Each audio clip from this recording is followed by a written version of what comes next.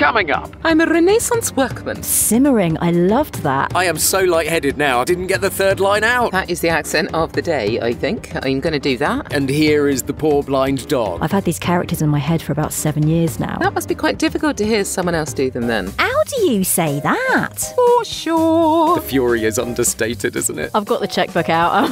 A bit before my time. Obviously, I'm not that old. Do you write in character? And now, enjoy the podcast. How do you say that? How do you say that? How do you say that? How do you say that? Hello and welcome to today's episode of How Do You Say That, sponsored by BritishVoiceover.co.uk. This is Samantha Boffin. Hello. And this is Mark Rice. Did you like the build-up there? Yes, I did like it. Every week, along with a very special guest, we set out to prove that there's more than just one way to read a script. Yes, indeed. So if you use a mic professionally as a voiceover artist, a director, an actor, or a podcaster, or anyway, you like to use a mic, then this is the podcast for you. Yes, now today's fun fact about Sam is that every morning she geekily plays games on the New York Times app while she slowly wakes up. Is that Wordle? Yeah, well, it's a number of things. They got a lot of different... There are three that I do in the same order every morning. And are you good? Well, I'm good at Wordle. At Wordle. I'm terrible at Wordle. I'm not so good on connections, which is the first one I do. I go connections, Wordle, and then I do the mini crossword. I'm very impressed. It has to be about 11 o'clock in the morning before I can cope really? with any of them. Yes. I just slowly wake up to those with a very big cafetiere coffee by me. Fair. And Mark's not so fun fact, actually, Mark, I'm going to take issue with this one, is that apparently he owns 2 electric-style tennis bat fly killers. Yeah, exactly. When there are flies, I don't like them, so I can forehand them or backhand them across the room, and Yes, they I'm giving you electrocute. a very hard stare here. Sorry, but I don't like flies. They're all God's creatures, though, aren't they? I don't know about that. I don't know if we go that far. But anyway. Fair enough. Okay, thank goodness for that. Well, of course, we also have a special guest who this week is Debs Wardle. Hello, Debs. Hello, very exciting to be here. Just down the road from me. I have to just explain. Now, Debs is the other half of the VO Social Oxford team with me, so we know each other quite well. We do, yes. We've spent several lovely evenings Several drunken evenings together. Boozy evenings together. Lovely drunken, yes, same difference. Exactly. Yeah. Well, as you know, Debs lives in Oxford. She's an Oxford-based voice artist specialising in character work and narration along with commercial and e-learning. And she particularly enjoys working on audio dramas and has lent her voice to several podcasts, including the Cryopod Tapes, the Space Buccaneers, and her own podcast, Vamps, the 4th and final series of which was released at the end of 2023. Yes, more about that later, I'm sure. Debs has a theatrical background with a BTEC in Performing Arts and a BA in Drama. As well as being a voice artist, she's a writer with recent credits including Death's Door for Evcol Entertainment and Window of Opportunity for Clockwork Digital Media. Debs, do you have a fun fact that you can share with us? I do have a fun fact that I can share with you. And this fun fact, I was trying to come up with a fun fact that I don't tell people very often. So this is, I've gone way back. I was the 1992 Broadbridge Heath Gala Princess. Wow. Yeah. Nice. Did you have a prince as well? There were no princes. I was a princess all on my own, out in the world. I mean, to be fair, that's the best way to be, I would have thought. Oh, absolutely. Definitely a princess out in the world on your own. The only slight thing was, so I opened the village fete and I got to put the medals round the necks of the sweaty fun runners at the end, and that was very perplexing, age 9, but there you go. That was my next question. How old were you when this happened? I was 9. No, that's cute. It's cute. It's cute. Yeah. So, but yeah, and then we'd been moving house for about 4 years at this point, and my parents finally sold the house, and so a couple of months into my reign, I was whisked off to Devon. Oh no! And the runner-up took over, and she got to light the bonfire and do all the fun things that I wanted to do. So. Yeah, it was. My reign was short, but beautiful, you know. Short but beautiful. Oh, amazing. So, on that, let's have a look at our first script of the show and ask, how do you say that? Play How Do You Say That? All right, gang. Well, this is something that I've been working on in the last 2 weeks. This is an audio tour, or part of an audio tour, for a place in Belgium. And they got me to play a character who was kind of a workman back, I think the year was 1473. So it's kind of a Renaissance workman. So horse and cart style. Renaissance workman. I'm a Renaissance workman. I think that's how they put it. Okay. I was given the original Flemish version to listen to. Okay. And they were making an English version of it as well. They made about 7 different language versions of it, which is really clever. So I heard the Flemish version before I did it, and did it on a directed session with the director at the other end. And we did it really quickly because I'd already listened to the Flemish version. So that was that was helpful, presumably, really to get helpful, the tone and the idea of it. Yeah.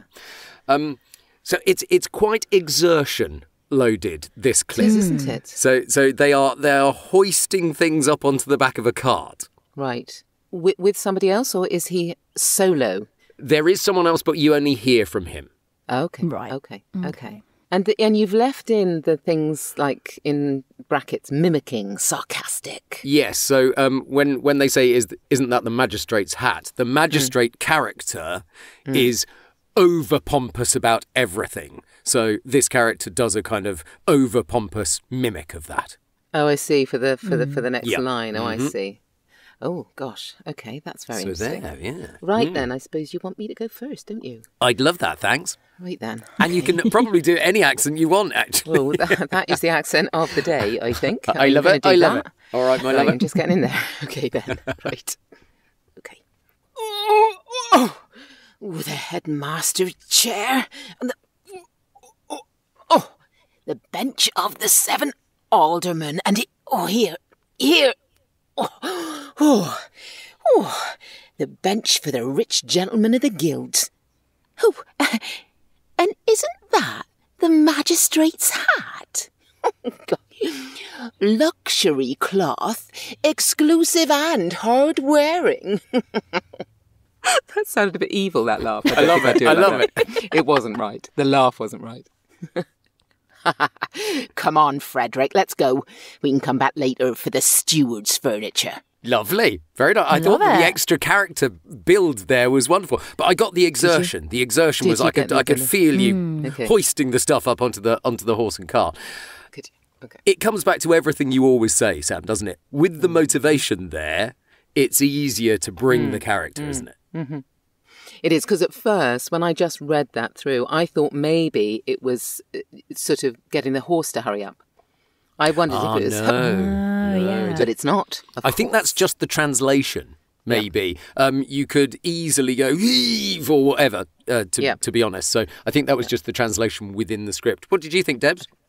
I thought that was lovely. I really liked it, because I was like, how do you say hup in that? Was because I was going to go very literal with it, but actually the that kind of worked really nicely. You got the exertion and the kind of little characterizations and the little laughs. The second laugh was better, I thought. Yeah. Although I quite like the evil laugh. It was like, I quite like the evil laugh. How much do you not like the magistrate? Are you going to come back and get some revenge? Indeed. And I guess there are a whole bunch of different ways you could have approached that character. Well, yes, absolutely. I mean, I suppose in this situation, I'm just kind of taking the first character that came into my head. So, which is not always the best character, it has to be said. Oh. So, but yeah, there are a number of ways. So I'll be very interested to see which character you chose. Okay. So, Debs. Let's hear what you're going to do with it. Alrighty then, let's go. The headmaster's chair? Bench of the 7 aldermen, and here, bench for the rich gentlemen of the guilds, and, isn't that the magistrate's hat? Ooh, luxury cloth, exclusive and hard-wearing. Come on, Frederic, let's go. We can come back later for the steward's furniture. Nice. Lovely.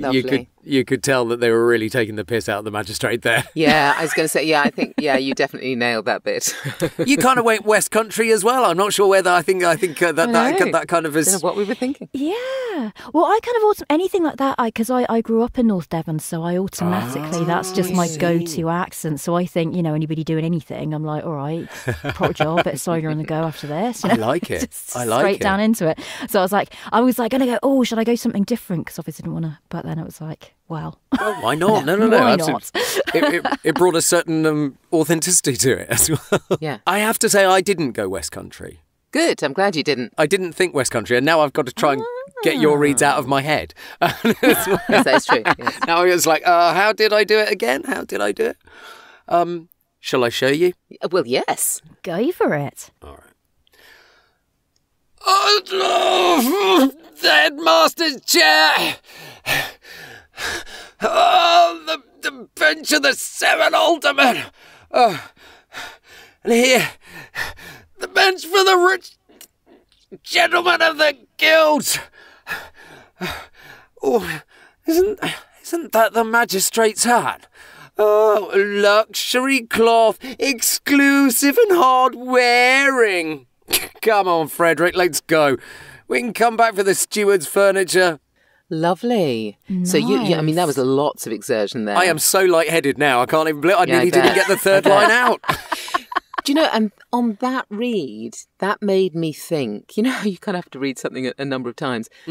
That bit at the end, we can come back for the steward's furniture. Would he still be knackered at that point, I wonder? Probably. You know, we can come back later. You know, there's almost a comedic element to, look, I'm not doing any more lifting at this point. There's another gonna scene come back where he's later. being a stonemason and chipping stone and lifting big blocks of stone as well. So I suspect that he's used to that. Yeah, no, I loved your efforts, Noisy, because you kept them going through the whole of the line as well. Yeah. I was really imagining, throwing it onto the back of the horse and cart. Yes. It was interesting hearing the final Flemish version because you heard the horse and the cart and the neighing and all of that, and the exertion from the horse as well as this great stuff is put onto the horse and cart. And the Flemish actor, who was brilliant, he sounded brilliant, had done the exertion all the way through. So I kind of mimicked that. Yes, I mean, that, as I say, that must have been very useful. Very helpful. To and you have don't heard what they often get that, let's face it. No. I wonder if I would have been as exerted had I just had the script and nothing else to go on. And you brought it to life more than, perhaps more than, well, not perhaps, but you did. You brought it to life more than we did because you did keep that exertion going all the way through. So that it was, definitely much more of a scene. Yeah. And now that poor little horse has to go off with all that stuff in his cart. Poor little horse. Poor little horse. Poor little horsey. Poor little horsey. How do you say that? It's worthwhile remembering that these are real scripts we've been working on, but we've changed the names and some of the details to avoid copyright issues. Indeed we have. So Debs, do you want to tell us about the script that you've brought in? Because this is quite close to your heart, isn't it, this one? It is. So this is something that I actually wrote myself. It's from my own podcast, Vamps, which we mentioned earlier. Yes, which is available on all good podcast platforms, and I will also do the link in the show notes for you. Fantastic. Thank you very much. I was about to say that. Yes, Don't worry, I'm good. I'll do it for you. It's all good. It's wonderful. I like this. I should maybe get a publicist or something. So yeah, I wrote that. I performed it myself. I do all the characters myself, which means that as a writer, one of my favourite things is actually handing scripts over to the actors and hearing what they do and how they interpret it. And it's a lovely moment. It's a terrifying moment, don't get me wrong, but it's really fun to hear what people do. And because I performed this myself, of course, I never got to have that moment. So I thought it would be lovely to hear what you guys do with it. So interesting. Can you give us a bit of backstory and who the character is? Absolutely. So this little extract we're going to get is Griselda. The first thing to know about this, so you may have gleaned from the title Vamps, is that they're all vampires. Yes. So I got that. Yeah. That's yes. That's very, very probably the most important piece of information. So this is Griselda. She's the matriarch of the family. She lives with her sisters, Mariana, Ophelia, and Jean. Griselda's about 900 years old, and the others are she's the oldest, and then the others are kind of. Is she wizened as well with that, or are they vampires that stay young? They're vampires that stay young. Okay. The lovely thing about vampires is, of course, you can have these terribly, terribly old characters in terms of their actual age, but who are biologically quite young. So Yes. Griselda's probably, in her late 20s, early 30s. Oh, okay. Oh, young She's, then. she's quite young, but she's it's, and also, you've also got the fun thing about, in those days, of course, people didn't live as long. So you're what we would think of. So she's probably in modern money, I suppose, probably more like 40s. Right. Yeah. So it's a really, I get very geeky about that. So you do all the characters, Debs? I do. And is that quite a challenge to get the difference between them all? Yeah, so it's I've not only got to think of the character themselves and how they might sound and how they might speak, but I've also got to make sure that I differentiate the voice. Yeah. Of course. And annoyingly, what I should have done is given them all different accents. But when I wrote this originally, I actually wrote it as a stage play. So they're all kind of roughly from the same area. So I've got to really modulate my voice. Yeah, of course. This was the first thing I did as a voice artist, and it was a bit of an experiment to see, and it was what got me into doing it. So the first series is it was kind of it's very special to me because it's what set me off on my voice journey. So what kind of, apart from her age and the fact that she's the matriarch of the family, what kind of a person is she? Is she quite confident, or is she quite what how would you describe her? She's quite controlling. She likes to be in control. Right. And she likes to think of herself as being very noble, and she is Lady Griselda Garsley. Right. Okay. Yeah. And so she's very much she's in charge, and her the rest of the characters very often kind of take the power away from her, and so she operates. She's one of those characters that operates on a base level of fury, and then just gets more livid. Oh, that's good. As That's things good to go know. horribly wrong. And is she talking to the rest of the family, or to who She here? is, yeah. She's talking to. So it's just been, as I say, she's Lady Griselda Garsley, and she's been Lady Griselda Garsley for the best part of a millennium. But it's just come to light that actually she's not the original Lady Griselda Garsley, and the person they've been living with as Lady Griselda Garsley for a number of centuries actually isn't, and they've just found out that. Actually, she assumed the identity of Lady Griselda Garsley. And, I can imagine the fury finding out then. who she is. Oh, Okay. Wow. yes. Okay. Oh no, that's good backstory there. Am I heading first on this one? You are Sam? heading first, yeah. Right. Okay. So fury, noble. All right. Okay. Let's see what I can bring to this. Wish me luck. Okay. Actually, I am from a noble family. Thank you very much. My family held this land for generations, but after the conquest it was confiscated, handed over to those vile Normans. And they knocked down our family home and built this castle in its place. The conquest happened a little before my time, of course, but I'm told my poor grandfather never recovered. We were supposedly lucky because we were allowed to carry on living here. Lucky to be carried on living full stop, actually. Ooh, very superior. Oh, lovely. Quite angry, actually. You were quite angry. Angry and superior. That's what I got from noble and full of fury. So I hope that came across a bit. Yes. Yeah, no, it Yes. did. Absolutely. Yes, You no. were enraged, I think. You were, which is very Griselda. There you Well, go. good, See, you're good. inhabiting Griselda. Sam, I'm fascinated to see what you might do with it. Well, me too. Right, let's have a go. Okay. Actually, I am from a noble family, thank you very much.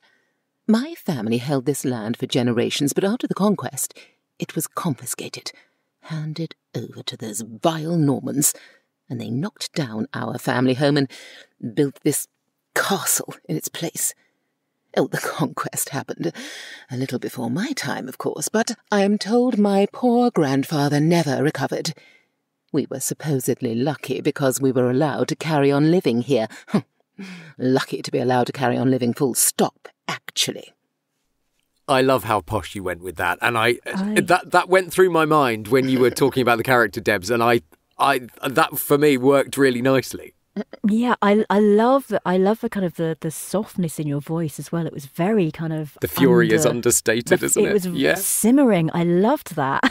Because you'd done your open fury, Mark, I thought I'd try and do a kind of closed-off fury. Yeah. But so I might have made a different choice had you not gone first, if you see what I mean. But I think it it worked. I think that the bubbling under was really obvious that you were angry. Well, that really came across. Although it did break in the middle, I deliberately kind of made it. Well, a bit before my time. Obviously, I'm not that old. Yes, exactly. It was prim and only proper. 2000 yes, yeah, quite. Yeah, absolutely. I like that. There's a lot you can play with, actually, Debs, isn't there? Yes, there is. And it's because I've had these characters in my head for about 7 years now. So that must be quite difficult to hear someone else do them then. Yeah, I hope we didn't disappoint. No, not at all. Not at all. It's fascinating because I've kind of really only got like one way of doing it. Kind of like it's so ingrained for me now. So it's really interesting to kind of hear you guys doing it. And I liked that softness. I really liked that. So I'm dying to know what she's like then. Okay, all right. Actually, I am from a noble family, thank you very much. My family held this land for generations, but after the conquest, it was confiscated, handed over to those vile Normans, and they knocked down our family home and built this castle in its place. The conquest happened a little before my time, of course, but I'm told my poor grandfather never recovered. We were supposedly lucky because we were allowed to carry on living here. Lucky to be allowed to carry on living, full stop, actually.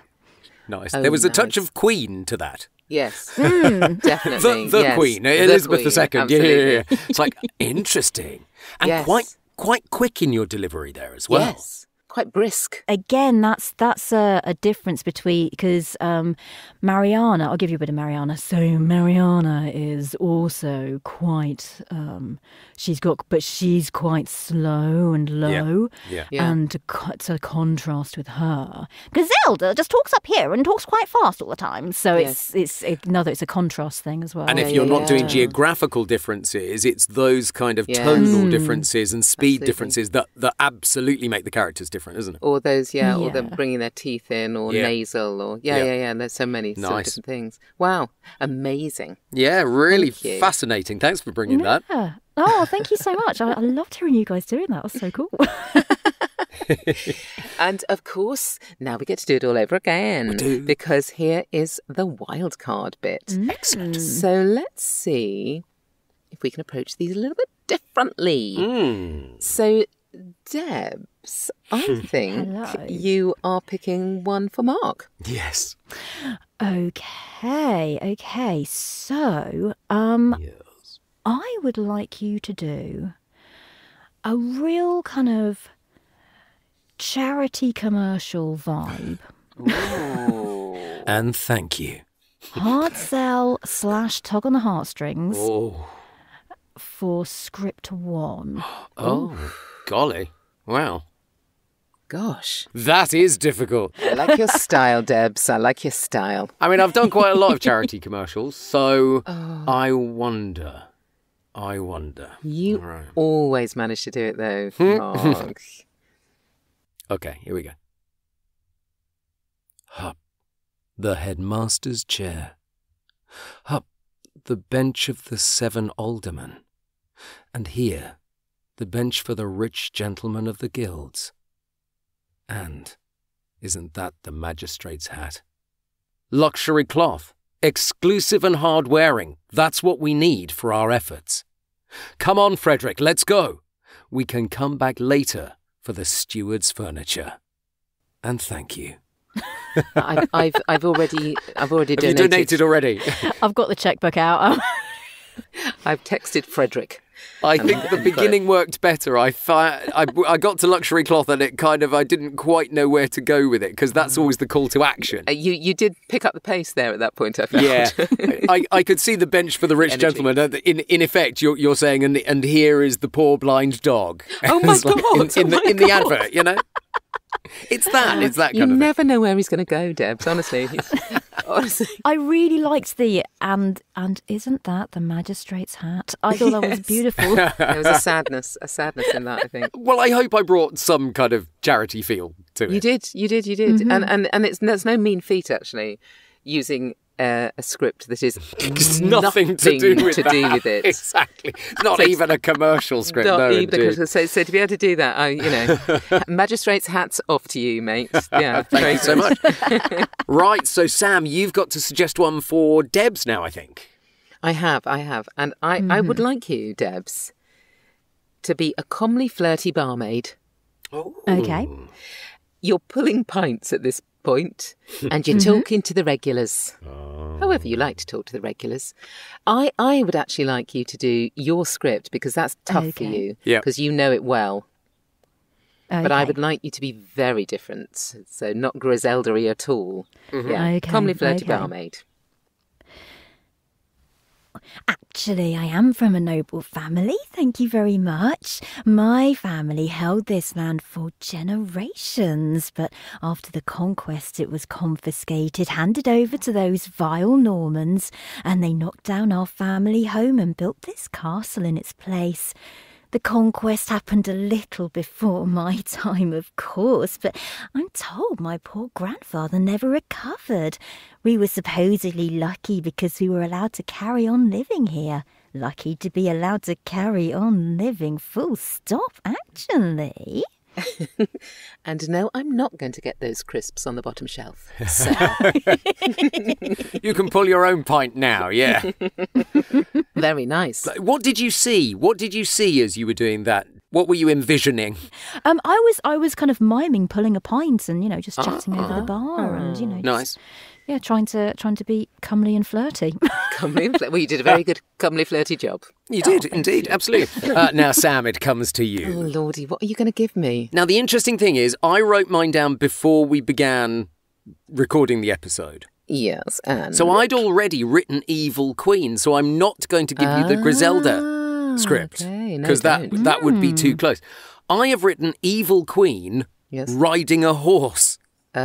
Oh, gosh, over the headmaster's chair. Yeah, exactly. As you do. I don't know quite how that's going to come about, but just a thought. So I think with the headmaster's chair script, yes. Blimey, so Evil Queen. I wonder what she's doing, this Evil Queen, and why she's on this horse. Okay. Ah, the headmaster's chair. The bench of the 7 aldermen and... Oh, here. The bench for the rich gentlemen of the guilds.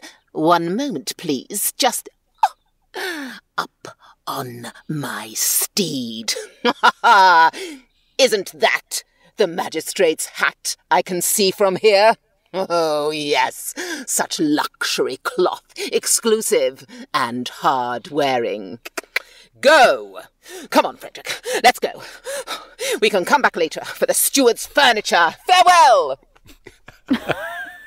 I got Evil Queen there, blimey. Okay. That was brilliant. I was thinking at the beginning, oh, that's a quiet horse. But you hadn't actually got on the horse by that point. So that was all part of it. I liked that.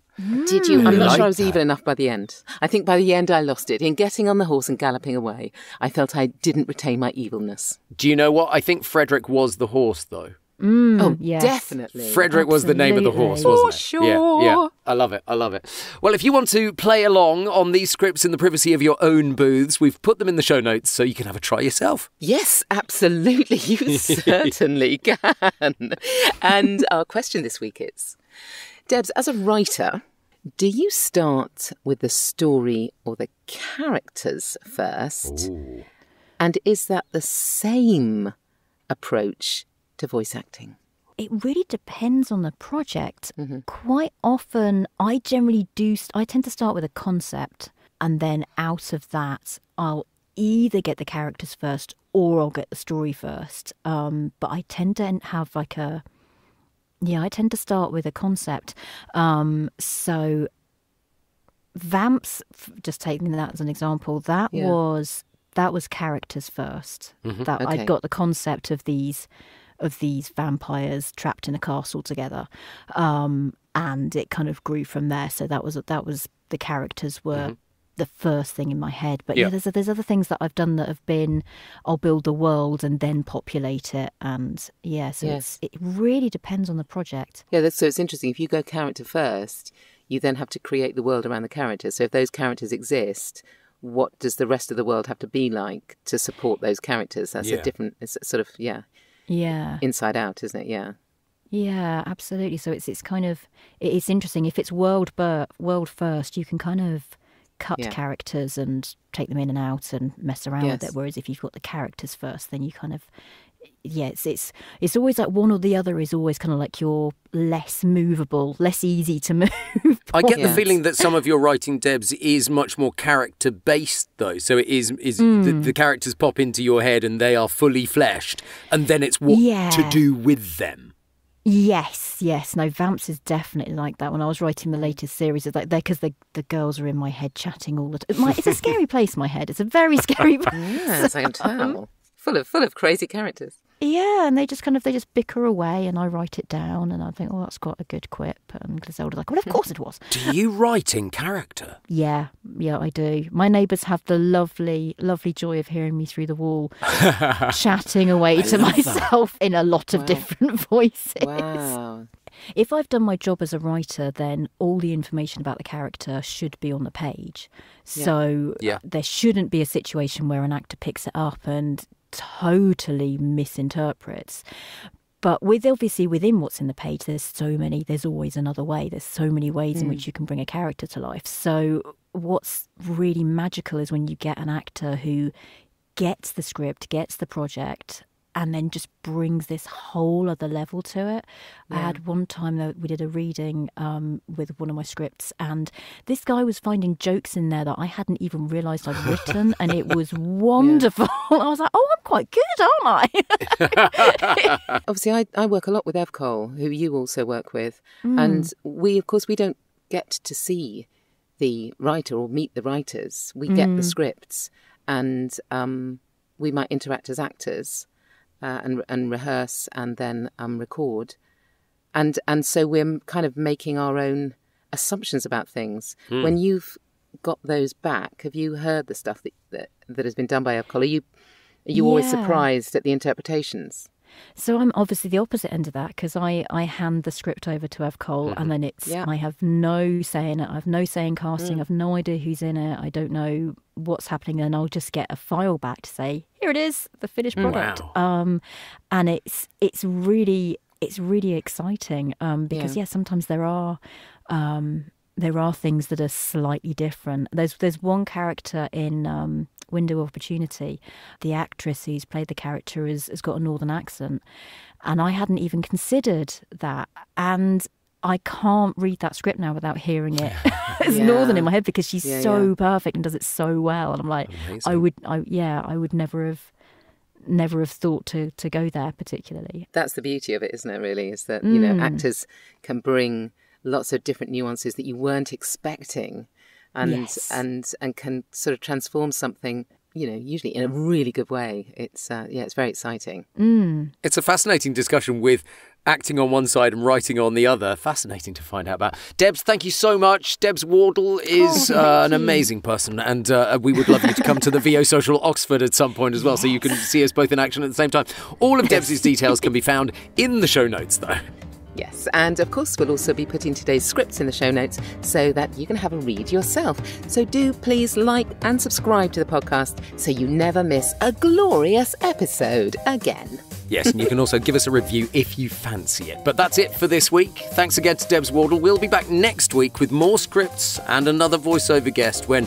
Debs, this is the bit where we do it all together. Okay. When we'll be asking... How do you say that? How do you say that?